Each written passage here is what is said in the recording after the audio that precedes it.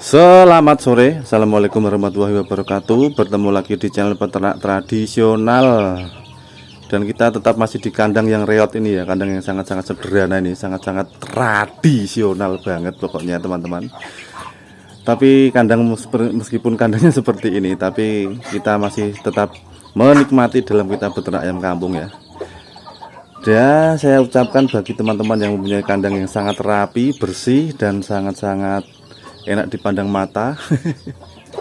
Mudah-mudahan kita yang belum memiliki kandang seperti itu, impian kita semuanya segera diberikan rezeki untuk membuat kandang dan juga untuk memperbanyak peternakan ayam kampungnya ya, atau memperbesar atau istilahnya mengembangkan lah. Dan untuk sore hari ini saya ingin berbagi cerita lagi kepada teman-teman peternak ayam kampung skala rumahan semuanya yang ada di seluruh penjuru dunia.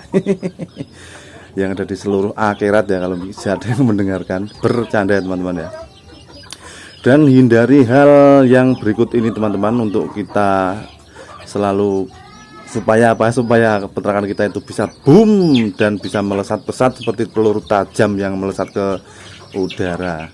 Ada dua hal nih yang saya kira itu kita membuat peternakan kita itu sangat susah berkembang, yaitu gerangsang atau ambisi yang begitu menggebu-gebu. Loh, bukankah kita itu memang harus memiliki ambisi yang besar untuk sesuatu usaha? Benar sekali teman-teman ya. Terus yang kedua, jangan egois. Loh, kok bisa? Ya bisa, kok seperti lagunya Lesti, egois. Oke, langsung kita bahas yang pertama yang teman-teman ya, yaitu gerangsang alias menggebu-gebu ambisinya. Karena kalau kita mempunyai ambisi besar tapi tidak didukung dengan hal-hal berikut ini, yang pertama adalah pengalaman, yang kedua adalah pengetahuan, dan yang ketiga adalah finansial, itu akan sangat sia-sia sekali. Karena memang semua ini berdasarkan pengalaman yang saya alami ya di kandang saya ini teman-teman ya. Dulu itu saya itu menggebu-gebu sekali untuk peternak ayam kampung, supaya ayam kampung saya itu cepat banyak dan cepat berkembang, dan tidak diimbangi dengan pengalaman dan pengetahuan saya bagaimana cara mengembangkan ayam kampung, bagaimana tingkah laku ayam kampung, bagaimana watak ayam kampung, itu yang tidak saya miliki. Jadi asal-asalan saja mengikuti tutorial-tutorial yang ada di YouTube ya teman-teman. Dan akhirnya apa? Ya malah saya itu rugi sendiri, karena ayam kampung saya itu kemarin ya sempat habis, sempat dilanda pagebluk. Itu adalah pengetahuan ya, bagaimana kita itu bisa membaca sifat-sifat ayam lah, supaya kita tidak asal-asalan ya. Karena yang di YouTube itu ternyata kan memang ayam kampung jenis yang sudah direkayasa genetiknya, jadi itu bisa dikembangbiakkan dengan cara super intensif. Beda lagi dengan ayam kampung yang asli ini, itu sangat susah sekali untuk kita kembangkan secara intensif ya teman-teman ya. Setelah masa menetas itu harus seperti ini, harus disapai dan juga harus di kandang breeding dan lain sebagainya, dan itu semuanya sudah saya ikuti. Tapi ternyata untuk ayam kampung sendiri itu tidak seperti itu wataknya ya, karena memang punya naluri hidup yang liar, naluri hidup yang bebas, dan naluri yang sangat-sangat brutal pokoknya lah ya. Jadi itu sangat susah sekali untuk kita terapkan sebagai di kandang breeding atau di kandang box ya. Itu sangat susah sekali teman-teman ya. Itu dulu ambisi saya seperti itu. Makanya kalau setiap ada ayam yang baru menetas, lalu saya taruh ke kandang breeding, taruh ke box, lalu saya sapeh, itu di hari pertama sampai 30 hari itu memang sangat bagus sekali perkembangannya. Karena memang kita di usia itu kan kita selalu dianjurkan untuk menggunakan pakan fur murni, dan itu sudah saya turuti, itu mantap sekali ya. Tapi ya kita tahu sendiri, ayam kampung itu kan memang sifatnya kan lama sekali pertumbuhannya, perkembangannya lama sekali. Dan setelah 1 bulan kita memberi pakan fur murni, perkembangannya itu ya memang tidak signifikan. Dan setelah 1 bulan kita kasih pakan campuran, itu masalah mulai muncul teman-teman ya. Munculnya itu karena saat kita setelah pakai pakan campuran itu ayam akan stres dan tidak pola makannya itu tidak bisa banyak, dan perkembangannya pun juga malah sangat jelek sekali setelah kita kasih pakan campuran. Dan itu yang sangat menderita sekali saya kemarin ya. Itu kan sangat apa namanya ya, sangat susah sekali lah. Nah itu seperti itu teman-teman ya, ambisi tapi tidak punya pengetahuan. Terus ambisi yang berikutnya adalah pengalaman. Bagaimana cara kita, pengalaman kita dalam memasarkan ayam kampung kita. Kalau memang kita tujuannya untuk mengarah ke bisnis, kita harus punya pengalaman bagaimana kita menjualnya dan bagaimana kita memasarkan ayam kampung kita. Seperti yang saya alami, di saat saya sudah memiliki banyak ayam kampung yang sudah siap jual, itu dulu kalau saya jadikan atau uangkan tuh kurang lebih itu sekitar ada 1.500.000-an lah ya kalau misalkan saya uangkan. Tapi ambisi saya yang selalu ingin ayam saya di kandang ini tetap banyak, akhirnya setelah ada serangan balik, ada serangan yang sangat mendadak, yaitu entah penyakit apa ya, tiba-tiba itu pagi-pagi itu ayam saya pada gemerutuk, atau pagi-pagi itu sudah banyak yang tergeletak di bawah petarangan situ teman-teman. Nah itu padahal ayamnya itu sudah siap jual semua ya, sudah itulah pokoknya sudah siap untuk dipasarkan. Tapi ambisi saya itu memang ingin sekali ayam kampung saya itu tetap banyak sekali, karena memang kalau kita di kandang itu melihat ayam kampung kita itu banyak sekali, kita akan senang sekali juga, dan juga akan sangat menyenangkan. Tapi setelah ada serangan mendadak tadi, nah itu yang kesalahan saya tadi ya. Kalau misalnya kita ingin melarikannya ke bisnis ya, itu tadi teman-teman ya, meskipun kita di kandang kita hanya ada 1 ekor pun, ada 2 ekor pun, kalau yang ada yang sudah siap jual, kalau kita itu tujuannya untuk ke sedikit bisnis ya, kita jual saja nggak masalah, nggak apa-apa kan.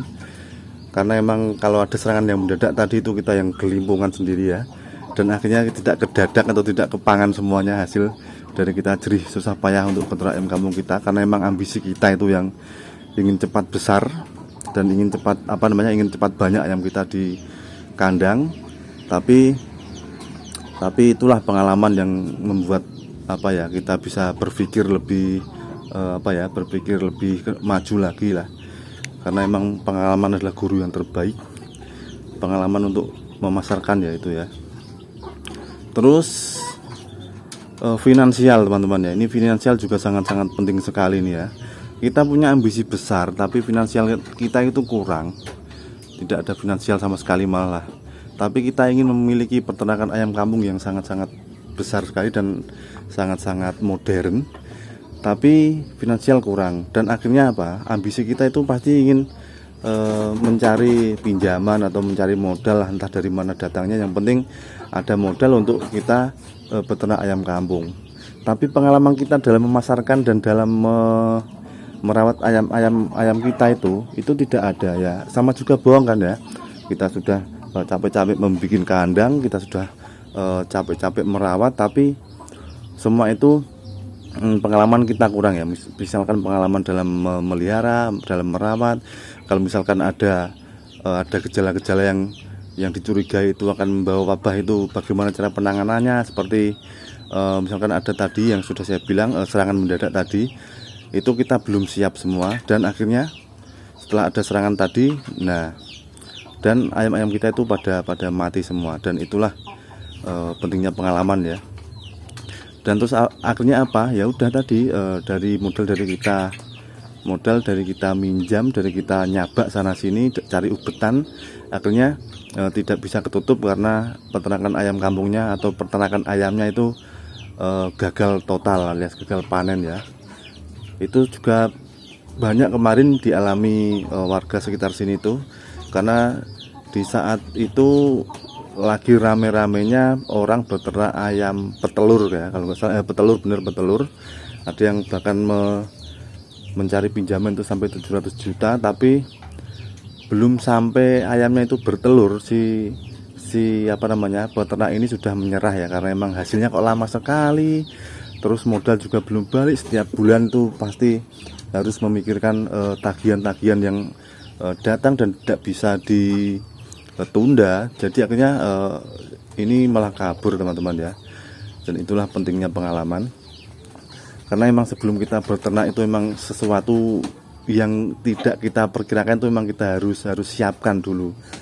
Meskipun sekecil apapun resikonya, memang kita harus kita harus siap untuk menghadapinya di kemudian hari ya.